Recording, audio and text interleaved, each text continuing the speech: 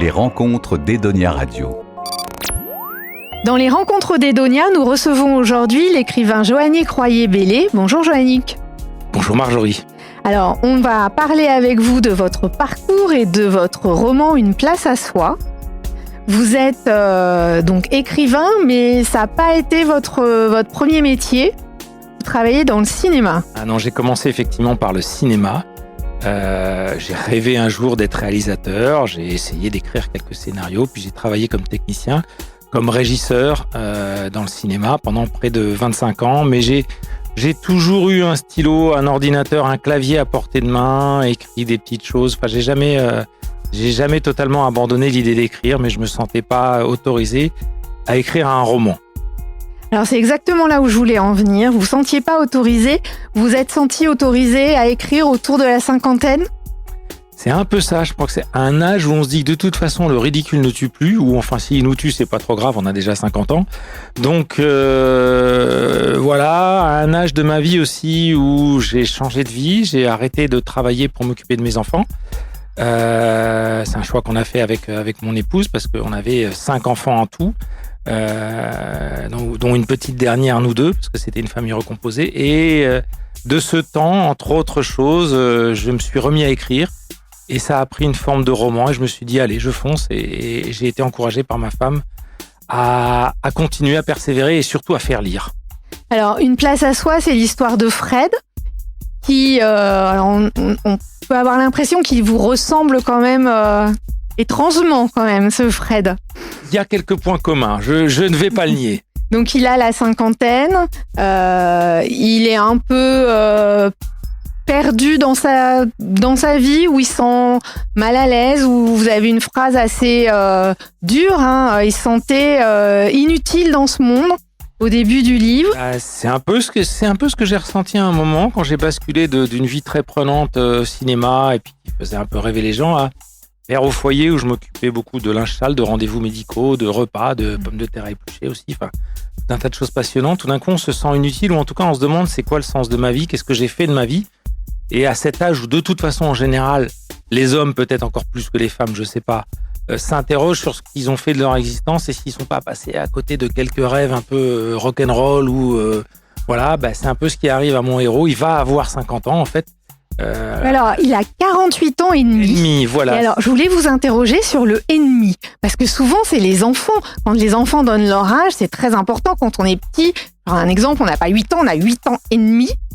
Pourquoi le 48 et demi ? Quand on décompte avant la cinquantaine, même les demi-années importent. Et puis surtout, ça a été un des titres que j'ai envisagé à un moment, parce que ça marquait bien la maturité du personnage, en fait. 48 ans et demi, voilà, c'était pour marquer le côté très, très mature, hein, effectivement, on l'aura compris.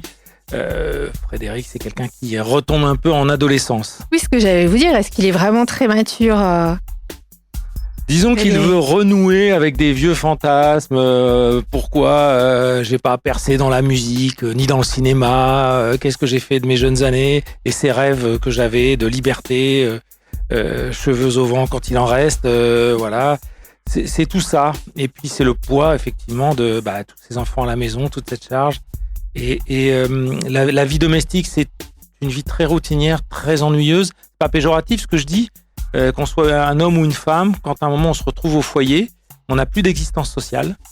Oui, puis c'est ça. Puis on nous définit quand même par ce qu'on fait et pas par ce qu'on est dans cette société. Et quand on vous demande vous faites quoi dans la vie et que vous avez rien à répondre, alors que finalement on fait plein de choses quand on est père au foyer, c'est pas facile. Je l'ai vécu et ça questionne beaucoup en fait. Donc c'est parti de là, cette histoire un petit peu.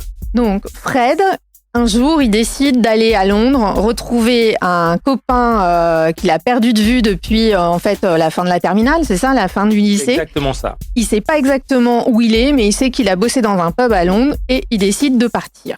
Voilà, il part un peu n'importe comment, pas trop préparé, avec les économies qu'il a parce qu'il y tient, c'est sa fierté. Et l'aventure commence là et ça se passe évidemment pas du tout comme il avait prévu. Il fuyait les responsabilités. Et il va se retrouver avec une responsabilité encore plus grande, mais qui va, je pense, l'aider à réfléchir sur c'est quoi être utile. Et c'est un peu l'idée aussi. C'est ça. Alors, il pose son vélo à Gare du Nord, il se fait voler son vélo à Gare du Nord, il suit le voleur, et il arrive à Montreuil dans une association qui aide les migrants. Et là, il rencontre Issa, c'est ça. le médecin qui s'occupe de cette assoce. Et je vous laisse. C'est le directeur de l'association. C'est ce qu'on appelle. J'ai travaillé moi-même. J'ai été bénévole un temps dans une association d'aide comme ça où on fait de l'aide administrative, du soutien administratif pour les démarches, pour aider parce que c'est très compliqué. Et donc, il tombe sur ce directeur qui voit en lui une aide. Alors, il ne sait pas encore comment. Il va être victime, moi j'appelle ça, d'un délit de faciès à l'envers. Il a une bonne tête, hein, Frédéric. On lui donnerait le bon Dieu sans confession. Il fait très honnête, un cinquantenaire blanc. Voilà, ça inspire la confiance, hein, on va dire ça comme ça. Et en fait, il va lui proposer de convoyer une Mustang à Londres. Mais avec cette Mustang, il va y avoir 2 enfants migrants qui essaient de rejoindre Londres. Donc, ont 17 et 9 ans. C'est ça. Et donc, vous allez, votre personnage va évidemment se prendre d'affection pour ses enfants. Et ses enfants vont l'aider, en fait, à se retrouver lui-même. À comprendre que quelque part, il était peut-être fait pour ça, pour cette responsabilité d'être un papa, d'être responsable d'autres vies. Et que c'est peut-être là qu'il s'est le plus accompli, ou en tout cas, voilà. Mais il va le découvrir petit à petit, c'est pas évident, le contact n'est pas évident aussi. Et puis en fait, il va se rendre compte, parce qu'au départ, il ne doit les emmener que jusqu'à Calais. Et est-ce qu'il va aller plus loin ?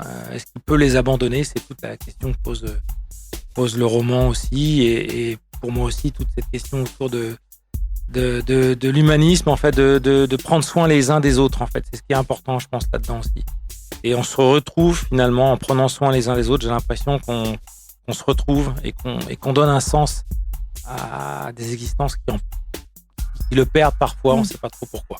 Donc, dans ce livre, vous arrivez à aborder plusieurs thèmes, puisque des thèmes sociétaux comme la famille recomposée, qu'est-ce qu'un père, qu'est-ce qu'un beau-père aussi, quelle est la place du mari.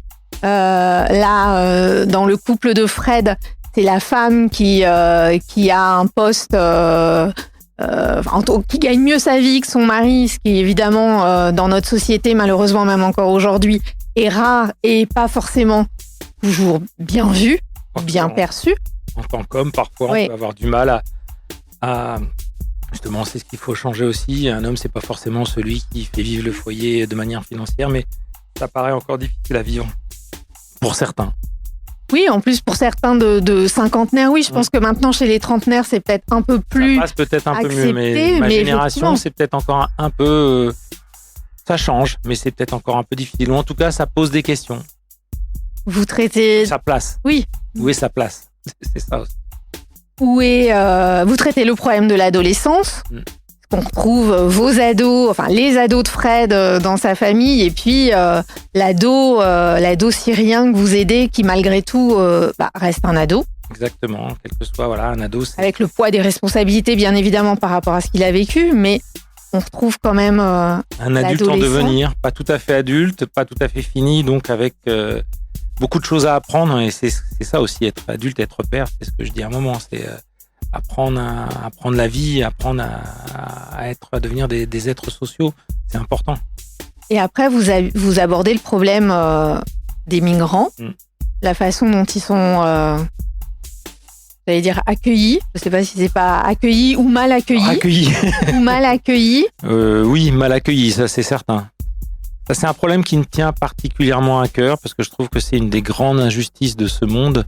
On a affaire à des gens qui sont pas là par souci de confort ou par, comme on peut le voir nous, par exemple, en tant que Français, j'irais bien vivre au Québec, ça doit être sympa. Pas du tout. Ils fuient des pays où ils sont en danger, où ils n'arrivent pas à vivre, où leur santé, leur intégrité physique, est menacée. Ils ont des parcours qui sont terribles. N'oublions pas que ce sont des gens qui viennent souvent à pied, qui traversent des pays comme la Libye, où ils sont maltraités. On a affaire à des gens qui sont polytraumatisés. Et quand ils arrivent là, ils se retrouvent face à un mur administratif. Cette sensation qu'on les rejette encore parce que, on ne veut pas de vous ici. Et on les... Alors, je ne vais pas rentrer dans des débats politiques, mais ils deviennent des enjeux politiques d'électeurs parce qu'on leur fait porter tous les maux du monde alors qu'ils ont déjà subi ce que la plupart d'entre nous ici dans ce pays ne subiront jamais. Donc non, pour moi c'est une et qu'on peut pas et je pense qu'on ne peut pas comprendre tant qu'on l'a pas vécu ou côtoyé de près. Et encore même votre personnage qui évidemment est dans l'empathie, on sent qu'il capte pas tout non plus. Ça, vous avez réussi très très bien à décrire. Donc l'empathie de Fred, mais en même temps le fait qu'il reste à côté de ces deux enfants. Ça, c'est hyper bien, l'ambivalence est hyper bien décrite. Parce que pour moi, c'est impossible. On peut pas, quand on n'a pas vécu, je pense qu'on peut pas comprendre ce que c'est d'avoir été rejeté de partout, d'avoir été torturé, d'avoir souffert, d'avoir perdu toute sa famille. Enfin, voilà, c'est très rare. Les enfants seuls en position de migrants, je savais pour avoir travaillé, sont des situations très rares, mais qui arrivent. En général, ce sont les adultes qui partent d'abord et qui font venir la famille. Mais ça arrive aussi que des enfants se retrouvent comme ça, surtout des grands adolescents, et c'est un des problèmes d'ailleurs, parce que ce sont des gens qui doivent être protégés. Et c'est tout l'enjeu d'ailleurs aussi de Selim qui a 17 ans, mais qui ne peut pas prouver qu'il a 17 ans, et que s'il ne prouve pas qu'il a 17 ans, on va dire qu'il est majeur, et s'il est majeur, il n'a pas le droit à la protection de l'enfance. Il peut être séparé de sa sœur. C'est un des enjeux aussi. Et donc tout est là. Enfin, je veux dire, c'est extrêmement difficile pour ces gens de comprendre que ils sont arrivés là, ils ont survécu, ils participent à la vie économique. Et je pense que on l'a vu, c'est pareil. L'Italie a régularisé plus de sans-papiers que ne l'a jamais fait aucun autre gouvernement. Et on sait de quel bord. Gouvernement. En fait, c'est une question d'accueil, c'est ce qu'on dit. C'est-à-dire qu'à un moment, prendre les choses en main, c'est de dire comment on peut faire en sorte que cet accueil permette à ces gens de s'intégrer et de participer à la vie comme ils le font. Ou est-ce qu'on continue à ostraciser? Est-ce qu'on continue à mettre dans des sortes de ghettos? Moi, voilà, après... Oui, et vous montrez aussi dans votre livre que l'Angleterre, qui a une réputation d'accueil, où c'est pas toujours ça non plus. Ah, c'est pas du tout ça. C'est un peu l'Eldorado. Mais pourtant, dans l'inconscient collectif, on peut se dire, ils veulent partir en Angleterre parce que c'est mieux qu'en France, et on se rend compte que pas forcément. Parce que d'abord, il y a une question de langue, souvent. Souvent, c'est parmi les migrants, beaucoup parlent au moins un peu l'anglais, pas du tout le français. Il y a cette réputation qu'en Angleterre, tout est plus facile. Oui. C'est vrai que le marché de l'emploi est beaucoup plus souple, entre guillemets, qu'en Angleterre. C'est vrai qu'il y a déjà des réseaux, et donc ça devient un peu l'Eldorado. Là-bas, je sais que j'aurai du travail, là-bas, je sais que je vais être accueilli. Et puis, c'est aussi une question de provenance, c'est-à-dire que les dernières grosses vagues de migration, effectivement, dans mon livre, je parle de Syriens, parce que quand j'ai commencé à l'écrire, c'était surtout la Syrie, donc ce sont des anglophones. Donc, effectivement, une tendance à vouloir partir en Angleterre. Mais non, l'Angleterre ferme drastiquement ses portes, encore plus depuis qu'ils ont quitté l'Europe. Mais ça reste beaucoup plus enviable que la guerre, que mourir de faim, que d'être privé de liberté, voire de voir sa famille emprisonnée. Donc c'est ça que les gens fuient. C'est pas parce que c'est juste ça leur plaît pas, parce que la vie est pas super sympa qu'ils préféreraient. Non, on en est loin. Et voilà, à partir de ce que je vois moi, par exemple, c'est des systèmes aberrants, c'est que vous avez des gens qui en France travaillent, ont des bulletins de salaire, donc régularisés, payent des cotisations sociales, voire payent des impôts, et n'ont pas de papier. Ça existe. C'est-à-dire qu'ils sont pas totalement en règle avec le... Voilà. Et de toute façon, on sait très bien, ça c'est aussi ce leurrer d'illusion, que la plupart des gens qui occupent des postes dont très peu de Français, dire d'origine, peu importe, on s'en fiche, occupent, et que tout un pan de l'économie ne tiendrait pas sans toute cette manœuvre. Mais voilà, au-delà de ces considérations, c'est surtout effectivement qu'à un moment ou à un autre, on a des gens qui sont en souffrance, que soit là, ce sont des enfants. C'était plus facile de faire passer le message avec des enfants qu'avec des adultes. Bien évidemment. Alors c'est peut-être une petite facilité, c'est plus facile, et puis surtout, je pense que les je parle pas facile dans l'écriture, hein.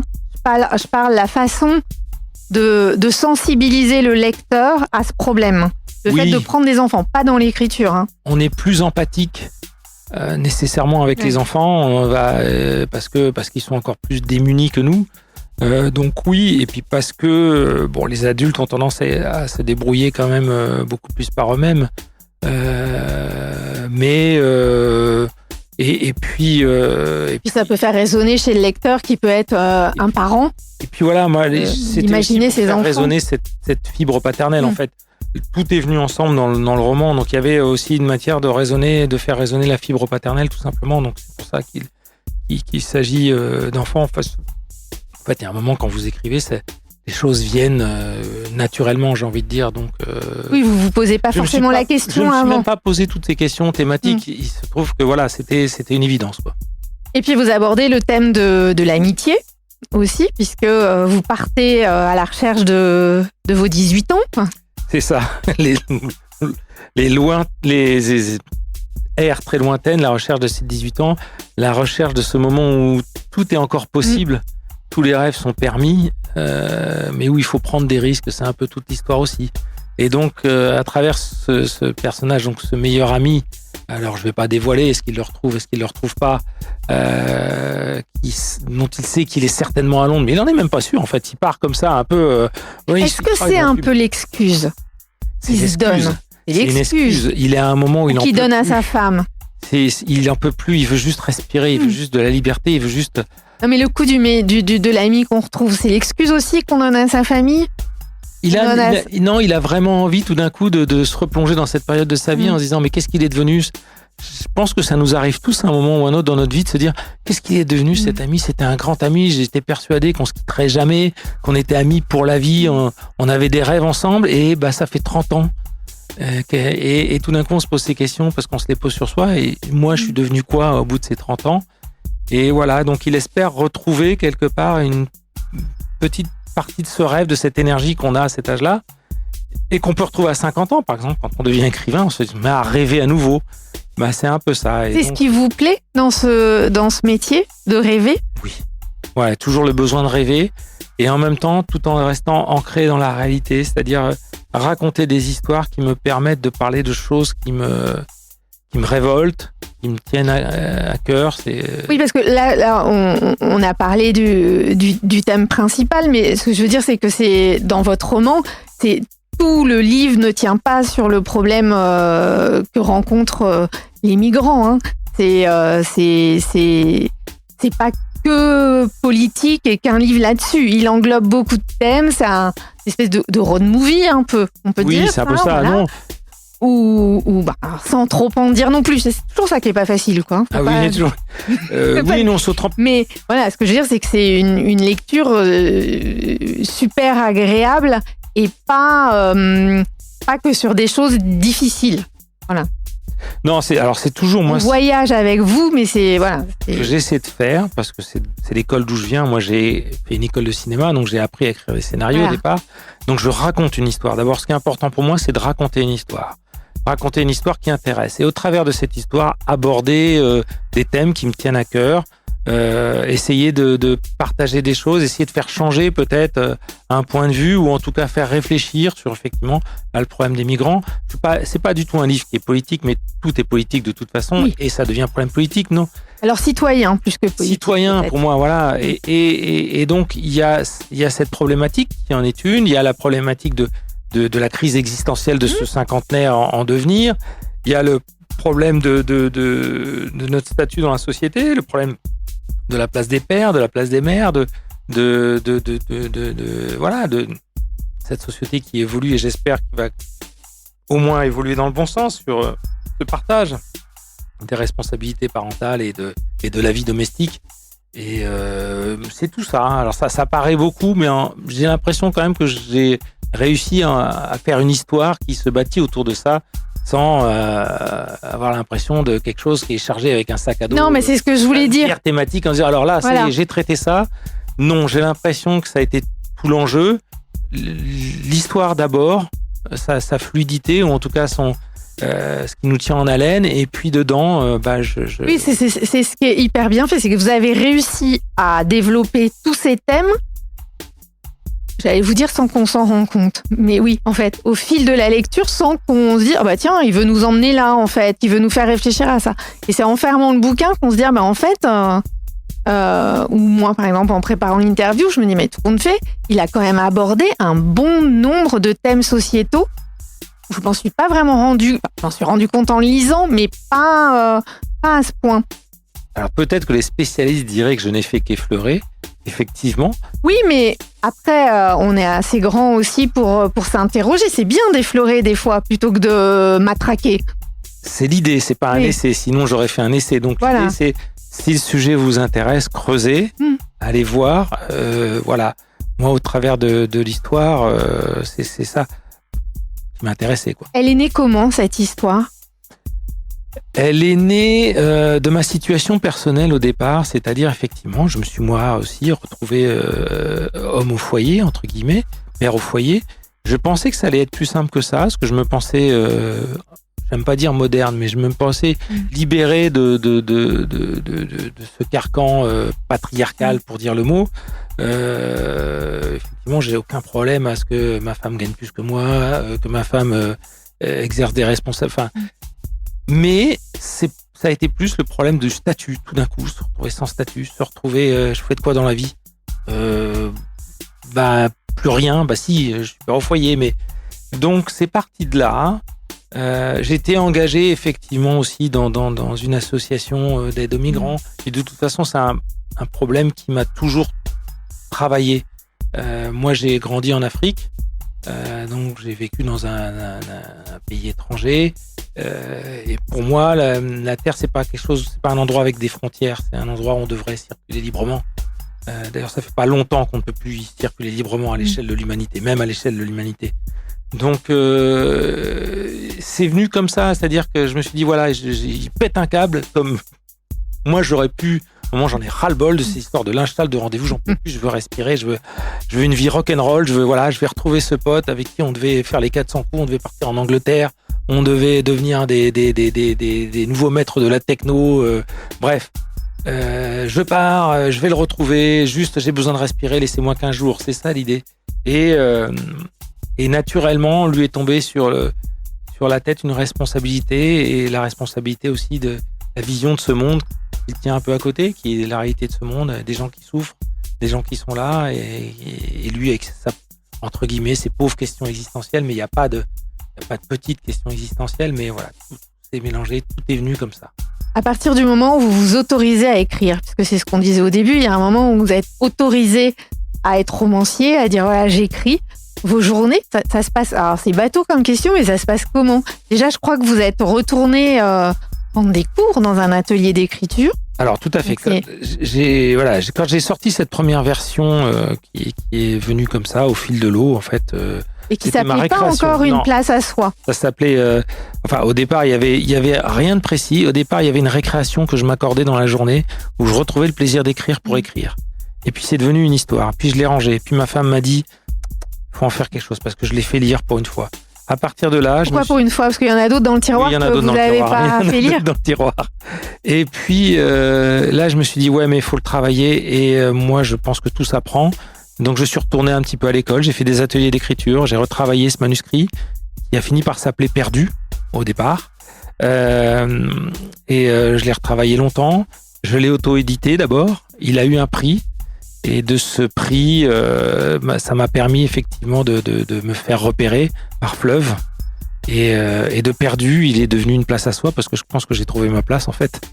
Et ça c'est pour la plaisanterie, mais je pense que le titre lui va mieux parce qu'au fond j'ai essayé d'écrire un roman optimiste. Étant un peu pessimiste de nature, il faut que je force les choses, et écrire c'est aussi quelque chose. Ah oui, il est très optimiste ce roman. Mais oui, mais j'ai besoin de ça en fait, parce que sinon mon penchant naturel ce serait plutôt de verser dans le pessimisme. Et quand j'écris, j'essaie essayons de trouver, est-ce qu'il y a un moyen d'améliorer les choses, est-ce qu'il y a une possibilité. Et donc plutôt que Perdu, c'est devenu une place à soi. C'est une idée de mon éditrice en fait. Donc là après c'est des allers-retours, c'est-à-dire que vous devez réécrire des passages. Enfin voilà, on sait qu'avec les éditeurs, vous envoyez votre manuscrit, vous le renvoie. Enfin, narcissiquement, ça doit être ouais, on a l'impression dur, non, ou pas ? Un jour, on a l'impression qu'on a fini, et puis en fait, non. Mais c'est très intéressant parce qu'on apprend beaucoup. Oui, il y a eu retravail, des petites choses. Alors, il avait été très travaillé dans sa première version, donc ça n'a pas été énormément, mais ça a été des ajouts, des petits approfondissements très intéressants. Après, vous aviez l'habitude de ça avec le cinéma, avec les scénarios. Moi, j'ai le travail d'écriture pour moi, avant que je me permette de croire qu'un jour, peut-être, je pense que c'est pas encore fait, je deviendrai romancier. Ah, vous l'êtes là. Oui, pourquoi faut en avoir fait combien pour être... Ah bah voilà, non. Déjà, on en voit 2 là déjà. Oui, c'est vrai. Tout ce qu'il y a dans vos tiroirs, apparemment. Oui, c'est ça. Non, je pense qu'au départ, d'avoir commencé dans le scénario, ça m'a appris une chose, c'est que c'est un travail qui se corrige, qui se retravaille. C'est pas gravé dans le marbre. C'est pas un éclair de génie qui jaillit soudain. Mais c'est que ça apprend l'humilité parce que c'est que quelqu'un peut vous dire bah non, c'est pas clair, on recommence. Et donc j'ai pas de problème avec ça. Mon manuscrit c'est pas quelque chose qui est intouchable, voilà, c'est un objet sur lequel je travaille avec une éditrice maintenant chez Fleuve, et ça c'est très agréable. Et donc j'entends, je suis d'accord, pas d'accord, mais j'entends ce que le premier lecteur dit bah là peut-être que est-ce que c'est suffisamment profond, et quand ça ne touche pas en plus, et là ça ne touchait pas ni au thème ni finalement à la fin que je voulais et à ce que je voulais dire, pourquoi se priver de cette aide qui ne fait qu'améliorer les choses pour moi. Et après, à partir du moment où votre roman sort et où il est lu, c'est-à-dire qu'il vous appartient plus. Non. C'est difficile ça ou pas? Non, parce que je suis passé à autre chose déjà. Ça fait un moment, hein, la première version a 5 ans. Donc ça fait un moment que je suis passé à autre chose. Je suis très content parce que me revient des fois des choses que j'avais même pas vues moi-même. C'est extraordinaire quand on écrit et quelqu'un vous dit mais j'avais pas pensé à ça. Alors je l'ai pas en tête là, je peux pas vous dire. Mais non, mais on retrouve ça chez certains chanteurs dans certains textes ou même dans des films. C'est la plus belle sensation qui soit pour moi de me dire qu'il y a des gens qui sont en train de lire ou qui lisent ce que j'ai écrit, même si des fois je me dis oh là là, mon Dieu, ils vont lire ce que j'ai écrit. Mais en même temps, voilà, c'est super. Et quand on a des retours, et non, il m'appartient plus, donc les gens en font ce qu'ils veulent, et ils l'interprètent comme ils veulent. De toute façon, effectivement, je pense qu'un lecteur, c'est quelqu'un qui joue une partition pour moi. On le lit avec ses propres émotions, on le lit avec sa propre voix, on le lit avec son propre vécu. Donc moi, je propose une mélodie, mais après, comment le lecteur va la prendre, je sais pas s'il va la prendre moderato, alto, je sais pas du tout, et tant mieux en fait. Vous nous lisez un petit extrait pour nous donner envie Je vais vous lire un petit extrait qui parle plutôt de la vie domestique, donc. D'accord. Alors faut m'arrêter parce que je sais pas jusqu'à quand. Donc je dirais pas quand ça se situe dans le roman, parce que le roman est constitué un peu de. Oui, le roman est constitué de flashbacks. Voilà. Et donc voilà. Un des chapitres. Je m'en fous. Tu vas m'en repayer un. Tu rêves. Sandra était partie de l'autre côté de l'Atlantique depuis 3 jours maintenant, comme ça lui arrivait au moins une fois par mois. Lorsqu'elle voyageait, je me sentais profondément seul face aux créatures innocentes que nous avions engendrées et que nous devions protéger, éduquer et nourrir. J'avais l'impression de vivre en apnée. J'attendais, à moitié somnolent devant ma tasse de café, que Chloé finisse son interminable petit déjeuner, que les grands dévalent les escaliers à la dernière minute pour avaler debout ce qui leur tomberait sous la main. Je cherchais ce qui pourrait bien donner à cette journée une perspective différente des autres. Lorsque j'ai entendu les éclats de voix au 2e étage, rien de nouveau. Un matin sur 2, les ados trouvaient une bonne raison de se prendre la tête, malgré le confort incroyable de ne pas avoir à poireauter devant la porte d'une salle de bain à partager. Sibylle est descendue la première et s'est rapprochée du premier et sœur adulte disponible pour réclamer justice. Elle était souvent la plaignante. Lucas et Constance se répartissant assez équitablement la culpabilité. Ce matin-là ne fit pas exception. Je vais tourner la page. Cette fois, c'était à propos d'un livre que Lucas avait emprunté à Sibylle et lui avait rendu abîmé. C'était un grand classique de mon fils, ça, de ne pas prendre soin des affaires des autres. En tant que dépositaire de la justice divine, je ne pouvais que faire pencher la balance en faveur de Sibylle. Mais, sur le moment, c'est elle qui m'agaçait le plus, avec sa voix géniarde et cette manière insupportable de se poser en enfant modèle, victime du comportement irresponsable des autres. Je n'étais pas d'humeur à jouer mon rôle avec sérieux. Je me suis contenté de lâcher un « Lucas, tu fais chier, putain », sur un ton désinvolte et à peine concerné, mais tout à fait déplacé devant les enfants. Sibylle s'est étranglée de colère contenue. Elle est partie en tapant lourdement des talons sur le sol, bouche fermée et yeux larmoyants. Elle attendait de toute évidence une exécution en place publique. Forcément, mon couillon de fils, ravi de m'entendre balancer des vulgarités, n'a pas pu se retenir de pouffer. Constance a fait non de la tête pour montrer à quel point elle trouvait mon attitude consternante et Chloé m'a regardé dépité. « Je vais le dire à maman que tu dis des gros mots. Je t'en prie, fais-toi plaisir. » Je me suis tourné vers mon fils, mâchoire serrée, haineuse. « Et toi, dégage !» J'ai accompagné l'invitation à quitter les lieux d'une petite claque sur le sommet de son crâne que j'avais de plus en plus de mal à atteindre. Il s'est enfui, mais en redoublant d'hilarité. Ça faisait un moment que je ne l'impressionnais plus physiquement. Constance s'est arrêtée devant moi. « Je peux y aller ou tu as l'intention de me frapper aussi ?» J'ai pensé petite conne. Ça a dû se voir dans mon regard parce que je sentais bien le mépris au fond de ses yeux de surdoué mélancolique. Je l'ai laissé passer sans rien dire, les bras croisés, en baissant la tête. Il restait Chloé qui m'observait interdite et bouche ouverte. J'ai essayé la diversion. « Allez, finis tes céréales. J'en veux plus. Eh ben, va les jeter. » Je lui indiquai la poubelle d'un geste accablé d'exaspération. Comme tous les enfants effrayés, la maladresse l'a trahi. Le bol a glissé de ses mains intimidées, du lait et des céréales répandus partout sur les carrelages, mélangés à la faïence, la goutte d'eau. J'ai inspiré profondément en essayant de résister à la tentation de m'énerver un peu plus. « Tu peux pas faire gaffe. » Et puis, tant qu'à faire, j'ai laissé échapper un « merde » entre mes dents, accompagné d'un balayage de la boîte de céréales qui s'est envolée pour rejoindre ses camarades par terre. Elle s'est mise à pleurer. J'ai voulu la prendre dans mes bras, elle a refusé. « Je veux voir maman. Elle est pas là. » Les pleurs ont redoublé. Chloé était partie pour une de ces crises qui me laissaient complètement démuni. Je me suis vu en train de les planter là, tous, de me barrer, d'aller voir ailleurs, loin, au calme. Ce n'était pas la première fois que j'y pensais. Ça n'était qu'une manière d'évacuer la poussée de nerfs bruts, l'harassante fatigue de devoir tenir sa trajectoire face à des êtres totalement égocentrés, impossibles à raisonner parce qu'inachevés. Ça pouvait aller jusqu'à me faire serrer les poings et les dents, me donner envie de casser des objets innocents. Mais cette fois-là, pendant peut-être une poignée de secondes qui m'a paru une éternité, ça a pris l'intensité vertigineuse d'une décision concrète, envisageable. Pourquoi vous avez choisi ce passage ?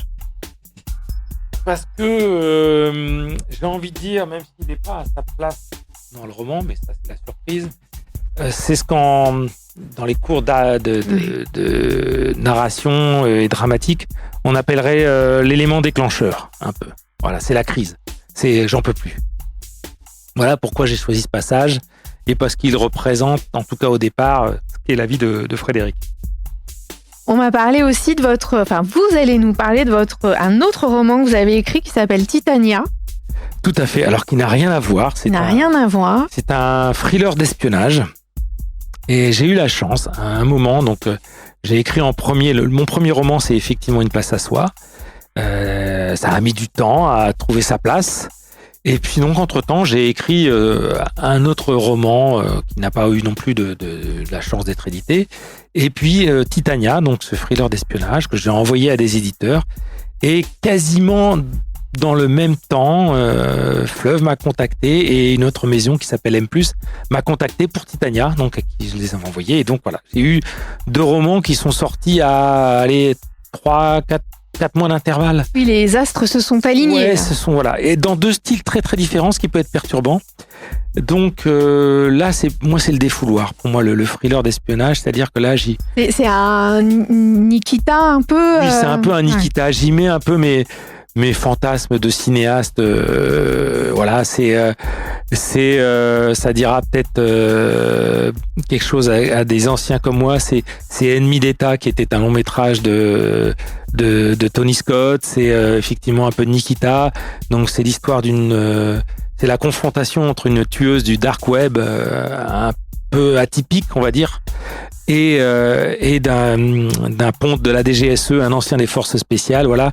Ils vont devoir apprendre à composer ensemble pour des raisons que je ne dévoilerai pas, et ils vont se retrouver traqués par l'État parce qu'ils détiennent des secrets inavouables Voilà, où la raison d'État passe avant tout le reste.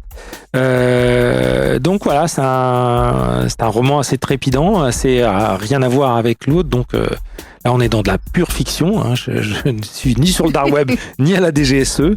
J'ai eu beaucoup de plaisir à l'écrire.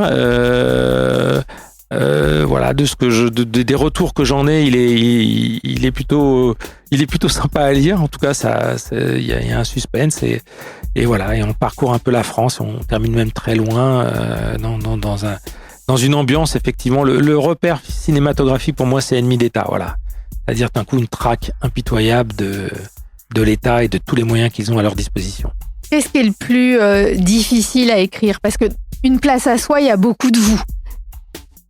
Donc ça touche à votre intimité, une place à soi. Alors c'est ça qui est le plus difficile. Ça, c'est plus difficile. Parce que, par exemple, j'ai donc 5 enfants dans ma famille recomposée. J'en ai mis que 4. J'ai essayé de brouiller les pistes pour pas qu'ils se reconnaissent. C'est qu'est-ce que je dis pas, qu'est-ce qui est vrai, qu'est-ce qui est faux. Alors toute l'histoire, j'ai pas du tout emmené de migrants en Angleterre. Ça ne m'est pas tombé dessus. Je sais pas ce que j'aurais fait à la place du personnage. Je suis incapable de le dire. C'est une des questions aussi que pose le roman. Où s'arrête c'est quoi le courage à un moment? Donc j'ai envie de dire que le thriller est exigeant en termes de précision, mais il a l'avantage par rapport à un roman comme Une place à soi d'avoir une trame narrative qui reste toujours assez. C'est pas simple, c'est tout tracé. C'est un thriller, donc l'objectif c'est de survivre. Voilà. Donc c'est une ossature sur laquelle je trouve qu'il est... je passe moins de temps, en tout cas, à me perdre que dans un roman comme Une place à soi, où il y a plusieurs thèmes, donc plusieurs fils narratifs. Là, il y a un arc narratif, et donc tout l'enjeu consiste à faire en sorte que le lecteur soit happé, et même si j'aborde des thèmes qui me sont chers, ce qui importe vraiment, c'est le suspense, l'histoire, voilà. Oui, donc émotionnellement, ça vous remue moins, vous. Oui. Donc du coup, c'est plus facile. Il y a moins d'enjeux émotionnels, même s'il y a des questions qui me tiennent à cœur aussi dans Titania, qui tournent autour de la légitimité de l'assassinat, quelque part. C'est un peu ça le thème. Il y a 2 tueurs, en fait, qui se font face à un tueur d'État, puisque si vous lisez le roman, vous comprendrez pourquoi, et une tueuse complètement illégale, mais qui, sans le savoir, a agi au nom de l'État, en fait. Donc, voilà. Mais en dehors de ça, effectivement, je suis guidé par le pur plaisir de spectateur. C'est la montagne russe, quoi. C'est le manège, pour moi. Donc, il y a moins d'enjeux émotionnels. Une place à soi, effectivement, touche à des questions qui me sont plus intimes.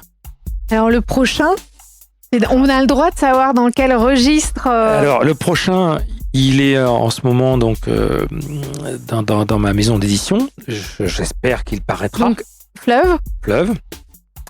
Traite de plusieurs thèmes, encore une fois, qui me tiennent à cœur. Donc, il y a l'écologie, l'engagement, justement, dans le... Voilà. Quand on a 17 ans et qu'on commence à rentrer dans la vie, qu'est-ce qu'on veut, le choix de s'engager, de ne pas s'engager, l'héritage, et encore une fois une histoire de filiation, puisque les personnages principaux sont 3 hommes, le grand-père, le père et le fils. C'est tout ce que je peux dire pour l'instant. Ah bah c'est déjà bien. Avec on va dire, une incursion en mai 68 et une incursion de nos jours où effectivement on a l'impression qu'il va falloir faire une véritable révolution si on veut que les choses changent. Donc là, maintenant, on peut dire que vous abordez la cinquantaine. Si on met, je sais pas si votre fille, on lui demande profession des parents, père, elle pourra mettre écrivain. Je mets auteur. Ça me semble. C'est quoi la différence? J'ai l'impression que c'est. Alors, je vais dire humble, ce serait prétentieux de dire humble. En fait, écrivain, pour moi, c'est l'histoire qu'il dit. Enfin, l'histoire, c'est prétentieux. Oui, si je vois ce que vous voulez dire. Je suis auteur, j'écris des romans, voilà. Donc je suis auteur. Est-ce que je suis un écrivain? J'en sais rien. Ça, c'est pas moi qui vais. Enfin voilà, c'est comme ça que je le vois. Donc je dis que je suis auteur. Ça me va parce que c'est réel. Maintenant, c'est mon activité principale. Je suis toujours en moufoyer, ceci dit. J'ai toujours une petite à la maison et les grands qui sont revenus. Donc, il y a toujours de l'activité. Ça part jamais vraiment. Ça part jamais vraiment. Et donc, je suis auteur et je continue et j'adore ça. Et donc, je suis déjà en train de réfléchir au roman d'après encore. Donc, voilà. En espérant qu'ils trouvent leur public et qu'ils séduisent, enfin qu'ils intéressent, qu'ils interpellent. Bah écoutez, Joannick, on vous souhaite que ça, d'avoir plein de nouveaux lecteurs, et on conseille Une place à soi, Titania. Et le prochain, quand il sortira, vous reviendrez, on reviendra en parler. Bien évidemment, je reviendrai en parler pour le prochain. Merci en tout cas beaucoup de m'avoir accueilli ici, Marjorie. Ah non, merci à vous. Et vraiment, on conseille les deux. Et voilà, Une place à soi, on peut le lire une après-midi. Sur la plage. Sur la plage. Exactement. Merci beaucoup. Merci. Au revoir. Edonia Radio.